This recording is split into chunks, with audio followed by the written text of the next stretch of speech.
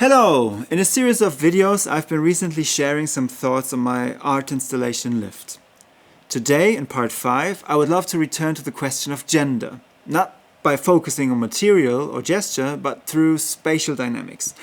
Lift stages a spatial metaphor that echoes traditional gendered hierarchies, only to undermine them through imbalance, softness, and unresolved action. At first glance, some might say, the scene mirrors traditional gender codes. But as the crane hesitates, repeats, and fails to assert control, the vertical order destabilizes. The barbells never yield, never perform submission. They persist collectively without moving. Rather than reaffirming this coding, Lift gently unsettles it. The barbells appear familiar in form, yet their softness and pastel tones subvert the expectations attached to their shape. They do not instruct or impose, instead they offer a moment of pause.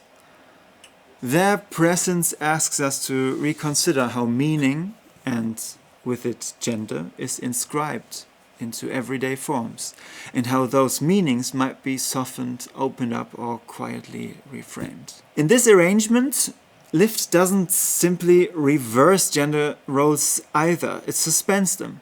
What appears powerful becomes uncertain. What appears passive becomes enduring.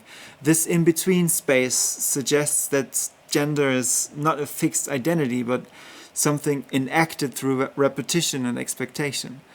In Lift, that repetition falters. The expected logic of dominance and receptivity begins to dissolve. What remains is a choreography of gestures that do not quite land, and in their incompletion open the possibility for something else.